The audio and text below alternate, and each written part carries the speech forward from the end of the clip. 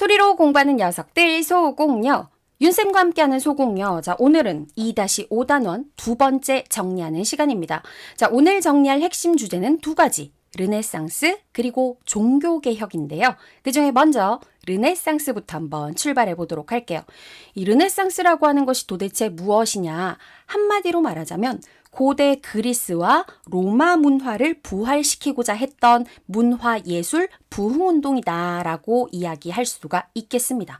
자, 그렇다면 왜 하필이면 고대 그리스와 로마의 문화를 부활시키고자 했느냐? 또 왜 고대 그리스와 로마 문화와 비슷한 문화들을 발달시키고자 했느냐? 이게 포인트인데요. 우리가 보통 역사를 공부할 때 시대 구분을 어떻게 하느냐? 고대, 중세, 근대, 현대. 이런 식으로 구분을 합니다. 고대 사회 그러면 유럽에서는 그리스 로마 시대를 고대 사회라고 얘기를 하죠. 이 유럽의 문화의 경우에 고대 그리스와 로마 문화의 핵심은 바로 인간 중심적인 문화였다라는 사실입니다. 뭐 건축이든 조각상이든 예술이든 모든 것들이 인간 중심으로 연구가 되고 하다못해 신을 표현할 때도 인간처럼 다양한 감정이 있는 존재로 표현할 정도로 모든 문화의 중심이 인간이었던 것이죠. 그런데 중세 사회로 넘어오면서 유럽의 문화의 특징이 확 바뀝니다.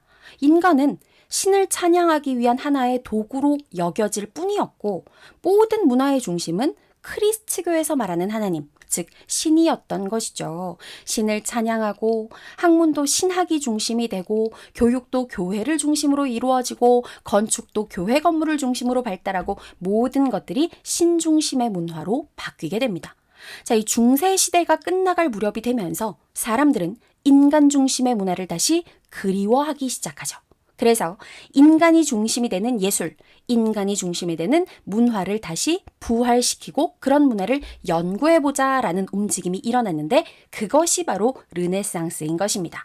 자, 그렇다면 르네상스는 유럽 중에서도 어디서 가장 먼저 시작됐느냐? 바로 이탈리아 지역에서 가장 먼저 시작됐어요.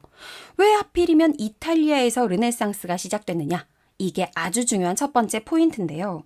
일단 첫 번째, 이탈리아 지역은 고대 로마의 문화 유산이 잘 보존되어 있는 지역이었어요.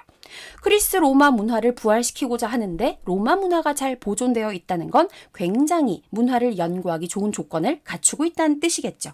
그리고 두 번째, 문화 연구라고 하는 건 경제적으로 여유가 있어야 할 수 있는 겁니다.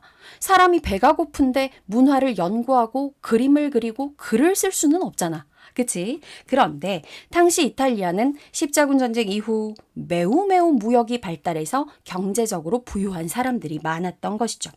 그리고 세 번째, 이웃에 있었던 동로마, 즉 비잔티움 제국이 점점 쇠퇴를 하기 시작하면서 이 비잔티움 제국의 학자들이 굉장히 이탈리아 지역으로 많이 넘어옵니다. 그래서 이런 학자들을 중심으로 고전 문화의 연구가 활발하게 이루어질 수 있었던 것이죠. 자, 그렇다면 이탈리아 르네상스는 어떤 특징을 가졌다고 할 수 있을까요? 서술형이나 주관식으로도 잘 나오는데요. 이탈리아 르네상스의 특징을 한마디로 말해라 그러면 인간의 개성과 능력을 중시하는 인문주의가 발달했다. 이걸 쓰셔야 됩니다.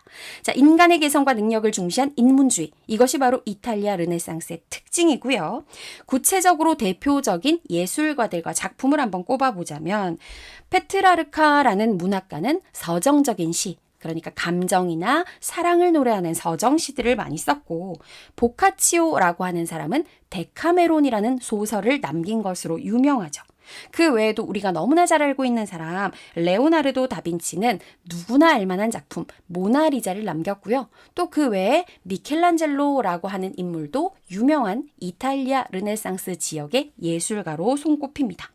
자, 시간이 지나면서 이 이탈리아에서 시작된 르네상스는 이탈리아 북쪽의 알프스 산맥을 넘어 알프스 이북 지역의 유럽 여러 나라들로 퍼져가기 시작합니다. 그런데 알프스 이북 지역에서 다시 시작된 르네상스는 이탈리아 르네상스와는 성격이 매우 달랐어요. 알프스 이북의 르네상스의 특징을 한마디로 서술하시오. 이것도 서술형에 잘 나오는데요. 뭐라고 써야 되느냐? 현실 사회와 교회의 부패 부패를 비판하는 성격이었다. 다시 말해서 사회개혁적 성격이었다라는 걸 꼭 쓰셔야 됩니다.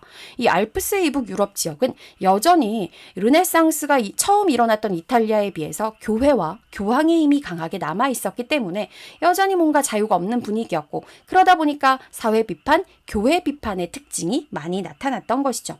자, 작품들을 보면 그 내용을 알 수가 있는데요. 에라스미스가 쓴 오신예찬, 어리석은 신을 찬양한다 라는 다소 역설적인 제목을 가지고 있고요. 다음, 토머스 모어가 쓴 유토피아. 유토피아라는 건 정말 상상 속에나 존재하는 이상적인 세상, 이상적인 나라를 뜻하는 거죠.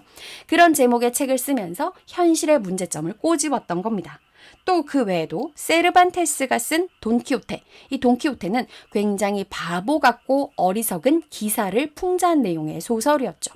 자, 이런 식으로 현실 사회를 비판하는 성격의 문학 작품들이 많이 쓰여졌다는 게 알프스 이북 르네상스의 특징이다. 꼭 기억하셔야 돼요. 그리고 이 르네상스 시대에는 문화만 발달한 게 아니라 과학기술도 많이 발달했었습니다. 코페르니쿠스와 갈릴레이 같은 사람들은요, 지구가 고정되어 있고 하늘이 돌아가고 있다라는 천동설을 부정하고 우리가 살고 있는 지구가 움직이고 있다는 지동설을 주장하면서 중세시대 우주관을 탈피하는 데 큰 영향을 미쳤고요. 그리고 독일의 구텐베르크라고 하는 사람은 활판 인쇄술을 발명하기도 했었죠. 자, 이렇게 과학기술이 발달했다는 것도 포인트로 알아두시기 바라요.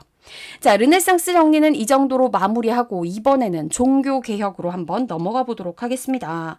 자, 종교개혁은요, 무엇을 어떻게 개혁했다는 것이냐? 당시 유럽에서 굉장히 막강한 힘을 발휘하고 있었던 크리스트교의 부패를 비판하면서 크리스트교 세력이 기존에 있었던 로마 카톨릭교, 이걸 구교라고 하는데 구교와 종교개혁으로 인해서 새롭게 탄생한 크리스트교, 신교로 분열된 걸 우리는 종교개혁이라고 합니다. 자, 종교개혁하면 떠올라야 되는 유명한 사람 바로 루터와 칼뱅이 있는데 먼저 독일에서 종교개혁을 일으킨 루터부터 한번 출발해 보도록 할게요.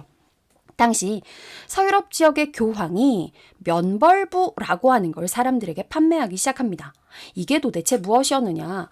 그 당시에 있었던 성 베드로 대성당을 뭔가 리모델링하고 증축을 하려고 했는데 돈이 많이 필요하게 되자 이 교황이 머리를 쓴 거죠. 면벌부라는 게 뭐냐면 너네들이 죄를 지은 것을 이 면벌부를 사면 없어지게 해주신다. 누가? 하나님이. 라고 주장을 하시는 겁니다. 너네들이 면벌부를 살 때마다 너희들이 지은 죄, 즉 지옥에 갈 만한 죄들이 하나하나 사라진다 라고 주장하면서 교황이 면벌부를 팔았는데요.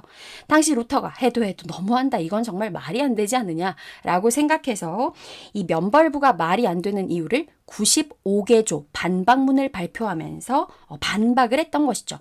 자, 루터의 95개조 반박문을 계기로 해서 당시에 제후와 농민들이 막 루터를 지지를 하기 시작하고, 그러면서 교황의 세력과 루터를 따르는 세력 사이에 갈등이 크게 일어났는데 결국 결론이 어떻게 되느냐? 루터파 교회가 인정을 받게 됩니다. 아우크스부르크라는 곳에서 열린 종교회의, 아우크스부르크 화의에서 좋다, 루터파를 믿어도 된다라고 인정해 주게 된 것이죠. 자, 루터에 관련된 내용에서는 면벌부와 95개조 반박문, 아우크스부르크 화의에서 인정받았다. 요걸 기억하셔야 되고요. 자, 이번에는 스위스에서 종교개혁을 일으킨 칼뱅으로 한번 가보겠습니다. 자, 칼뱅에서 중요한 건 바로 예정설이죠.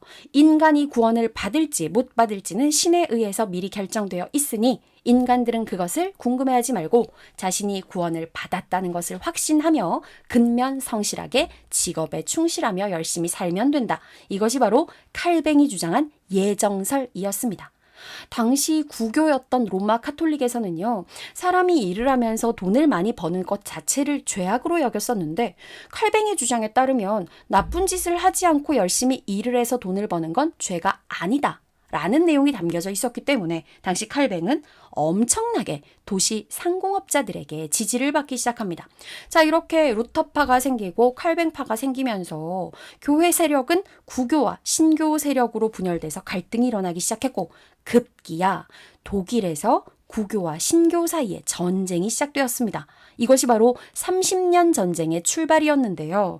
자, 30년 전쟁은 독일에서만 일어났던 게 아니라 점차 유럽 전역에 걸쳐 전쟁이 확대되기 시작했습니다. 자, 결국 이 전쟁의 결론은 어떻게 끝나게 되느냐? 자, 전쟁이 끝나면서 맺어진 조약이 베스트팔렌 조약. 이 베스트팔렌 조약에서 칼뱅파 크리스트교를 믿어도 좋다라는 것이 인정이 됐고, 결국 그 이후 유럽에서는 로마 가톨릭, 루터파, 칼뱅파 중에 하나를 믿어도 된다라는 신앙의 자유가 완전히 허용된 것입니다. 자, 베스트팔렌 조약에서 신앙의 자유가 허용되었다. 이게 중요한 마지막 포인트니까 기억하시고요. 그리고 영국의 종교개혁이 조금 독특했다라는 건 참고로 알고 계셔야 되겠죠. 당시 영국의 왕이었던 헨리 8세가 이혼을 하려고 했는데 교황이 이를 반대하자 헨리 8세와 교황 사이에 갈등이 생겼고, 결국 영국의 헨리 8세는 우리 영국은 앞으로 영국만의 독자적인 크리스트교를 따로 분리하겠다 해서 교황과 손절하게 됩니다. 이렇게 해서 탄생한 영국만의 크리스트교가 영국 국교회라는 사실 추가로 알아두시기 바랍니다. 자, 이렇게 해서 르네상스와 종교개혁 정리를 마무리했습니다. 2단원이 모두 끝났고요. 이제 다시 중국으로 돌아가야 되네요. 다음 소공녀에서는 3단원으로 넘어가서 중국에서 우리가 배워야 되는 송나라 이야기부터 다시 출발해 보도록 할게요. 뿅!